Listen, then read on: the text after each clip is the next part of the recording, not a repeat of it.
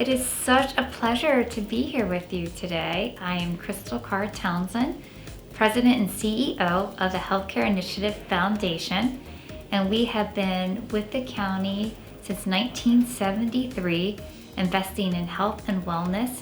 And since our inception, we've granted over $84 million to ensuring the best quality care and access to health and wellness services for our community residents.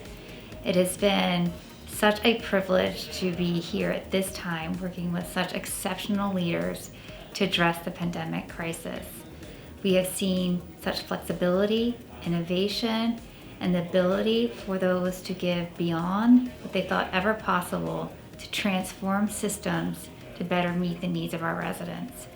It has been a trying time, but also an inspiring time to see how many of our nonprofit leaders in our public sector and philanthropy have been able to step up to meet the needs of our residents.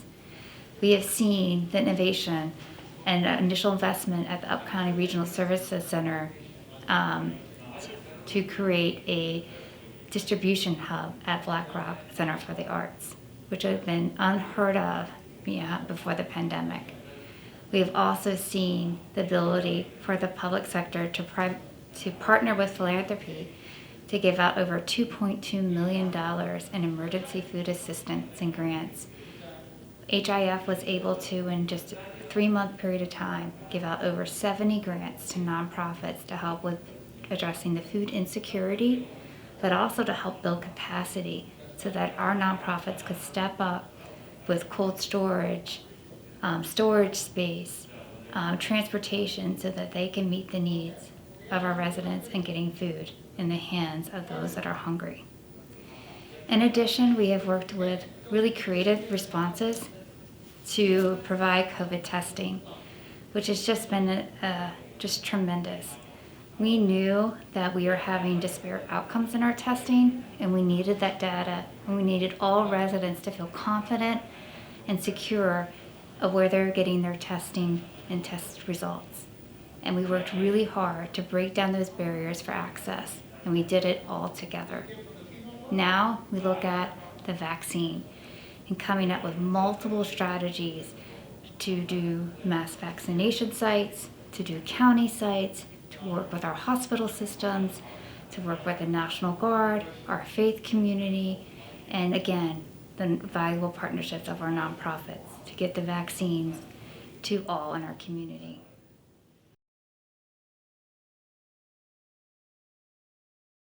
You know, whenever there's great need and there's delay, we wake up in the night. So I can't say I've slept very well over the last year and a half. It is such a challenge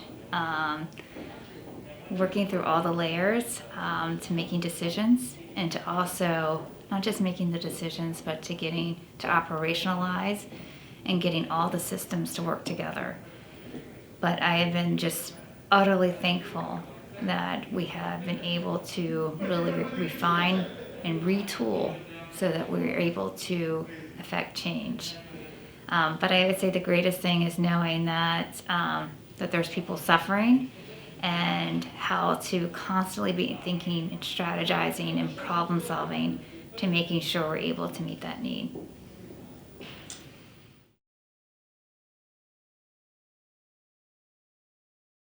So one of the things that we really do in our household is live by purpose. And I think when you have purpose, you have hope. And she has just risen just like a superstar during the pandemic. And I am just filled with so much pride and joy for her. One day she came to me and she said, "We need to do a shopping list." And I was like, for what? She's like, "Well, I heard you on the phone and you said that sick people need soup and that you need wipes. And so we need to make a shopping list." In addition, she said, "I'm going to do a fundraiser in the neighborhood."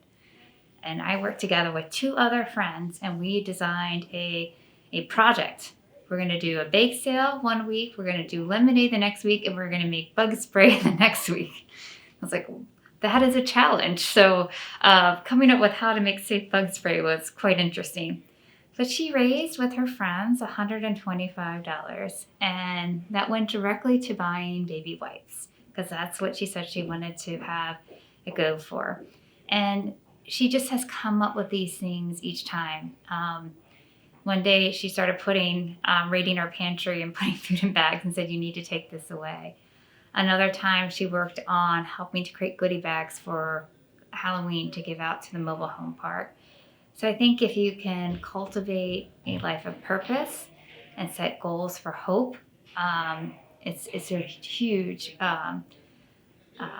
guiding post for really creating and stabilizing and creating security. People know that if they're part of the solution, the problem isn't as big.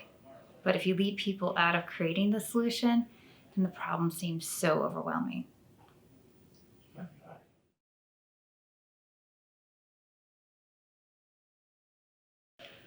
So there's multiple prongs to this. So I'll try to take one at a time. And one is our commitment to race equity and inclusion, and really building that in all that we do.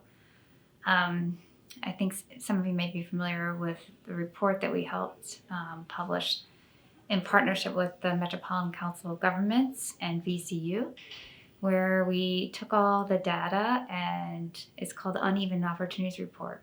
And we're able to see just how long you're able to live in Montgomery County by your census tract. And there's a 17-year differential. And what compromises that 17 years? It's really place, race, education, and work. So we realized after seeing this report and the data that we just couldn't focus on access to healthcare, while that's always important and vital to ensuring a quality life. But we also had to focus on all the other systems that are impacting one's ability to thrive. And so we started investing in Leadership Montgomery's work to do the race equity inclusion training and supporting the REAL training. And what we do with that is that we actually sponsor nonprofit leaders to go through the training. And we just collected the data since 2018. HAF has contributed $127,000 and helped allow this programming to serve 800 leaders. And so the path towards creating a more equitable and inclusive environment with 800 more leaders is just so much more refreshing. The other piece that we look at is really focusing on the multiple tiers of behavioral health. That is not just what's done in the work of with a therapist, although that's so important, but it's the work and mentoring support that we do in our schools for our students and our children. It's the trauma-informed practices that we teach our teachers and our administrators how they can conduct themselves in school to create a more trauma-informed environment. It's helping our behavioral health providers integrate with our healthcare system so that there's screening in the healthcare system, so that healthcare providers know that there might be something else going on that might be triggering the high blood pressure or triggering the challenges that they're having with eating or sleeping. And so being able to connect them with that behavioral health provider to help. And then with domestic violence, how do you address this in a time when people are more isolated? How do you find innovative strategies to get to those family members that are suffering? So we've been looking at, with some of our partners, is how to do videoing for support groups, how to look at other options so that people can have flexibility when they can access this assistance. So again, just looking at all the different ways to provide behavioral health services in all that you do.